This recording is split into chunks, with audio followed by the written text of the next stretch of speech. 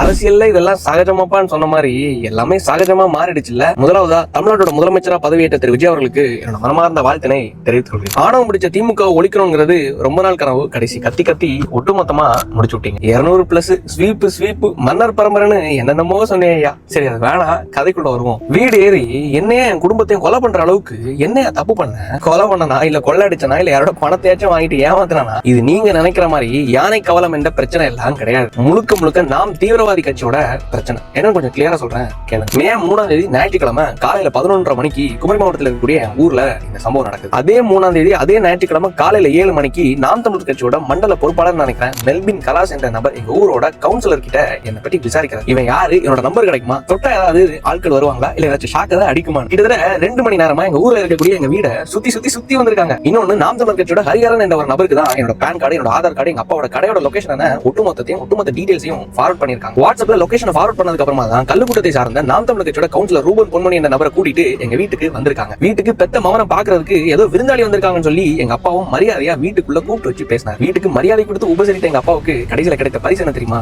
சரி, வேணாம் சொன்னா கஷ்டமா. ஒரு பக்கம் என்னன்னா, இது எல்லாத்துக்கும் துரோகியா இருந்த ஊரோட துரோகி மெல்பின் கலாஸ் என்ற நாம் தமிழர் கட்சி நாம் தீவிரவாதி கட்சி சார்ந்த நபர் என்னோட வீட இந்த விருந்தாளிகளுக்கு காட்சி கொடுக்குறாப்ல. இன்னொரு பக்கம் என்னன்னா, நாம் தமிழர் கட்சியோட ஸ்டேட் ஐடி செக்ரட்டரி கால் 6:30 மணிக்கு அதே ஞாயிற்றுக்கிழமை எனக்கு மெசேஜ் பண்றாப்ல இன்ஸ்டாகிராம்ல. என்ன தெரியுமா? யூ ஸ்டார்டட் ஏ வார், அதாவது போர் ஆரம்பிச்சு விட்டனா, இந்த போர்னால யூ ஃபேஸ் த கான்சிக்வென்சஸ், அதாவது விளைவுகளை சந்திப்பா என்று. ஏதோ இந்த இன்ஸ்டாகிராம் யூடியூப் சண்டைன்னு பார்த்தா வீட்டுக்கு வெட்டுறதுக்கு வீச்சருவா அனுப்புற அளவுக்குள்ள சண்டைன்னு அன்னைக்கு காலையில தான் தெரியுது. சரி, வீச்சருவா எத்தனை மணிக்கு என் வீட்டுக்கு வந்துச்சு? காலையில 11:30 மணிக்கு கரெக்டா. சம்பவம் எல்லாம் நடந்து முடிஞ்சதுக்கு அப்புறமா இந்த வீச்சருவாவுக்கு முக்கியமான இடத்துல இருந்து ஒரு போன் கால் வருது. யார் தெரியுமா? அங்கதான் ட்விஸ்டே இருக்கு. வேற யாரும் கிடையாது, மரியாதைக்குரிய அண்ணன் சீமான் அவர்கள் இந்த வீச்சருவாவுக்கு 14:24, அதாவது சம்பவம் நடந்து முடிஞ்சதுக்கு அப்புறமா 2:24 கால் பண்றாப்ல. சம்பவம் நடந்துட்டு இருக்கும்போது ராஜாசிங் அவருடைய தொலைபேசி எங்க வீட்டிலே விழுந்துருச்சு. கடைசியில நாங்க ஹாஸ்பிட்டல் போனதுக்கு அப்புறமா தான் ஊர்காரங்க அதை கைப்பற்றி என்ன சம்பவம் பார்க்கும்போது தான் ஒட்டுமொத்த அந்தரமும் தெரிய வந்து. ஆக்சுவலா இது மாவு பிரச்சனைனா, அதாவது யானை கவலம் என்ற ப்ராடக்டோட பிரச்சனைனா, எதுக்கு சம்பவம் நடந்து முடிஞ்சதுக்கு அப்புறமா கரெக்டா 2 மணி நேரத்துல 2:24 அண்ணன் சீமான் அவர்கள் இந்த வீச்சருவாவுக்கு கால் பண்ணணும்? ஏன் முடிஞ்சிருச்சா இல்லன்னு கேட்கறதுக்கா? ஒவ்வொரு சீனும் கிளைமேக்ஸும் படத்தோட மோசமா இருக்குல்ல. ஆக்சுவலா மாவு பிரச்சனைக்காக வெட்டி இருக்கணும்னா என்ன மாதிரி பேசக்கூடிய பலரோட வீடு போய் வெட்டி இருக்கணும். அதாவது முக்கியமா இதை தொடங்கி விட்டது யார் தெரியுமா? பாலிமர் டிவி காரனை போய் வெட்டி இருக்கணும். அவன் தான் முக்கியமா இதை எக்ஸ்போஸ் பண்ணதே. இது எல்லாத்துக்கும் ஒரே காரணம் தான், மாவு பிரச்சனை எல்லாம் கிடையாது, யானை கவலம் ப்ராடக்ட்டும் கிடையாது. அதையும் தாண்டி நாம் தமிழர் கட்சி திமுக கிட்ட இருந்து பணம் வாங்கிட்டாங்க அப்படிங்கிற காரணத்தையும் குற்றச்சாட்டை முன் வச்சு அதையும் தாண்டி ஆதாரத்தை வெளியிட்ட ஒரே காரணத்தால தான் செந்தமிழன் சீமான் அவர்கள் என் வீட்டுக்கு வீச்சருவாவை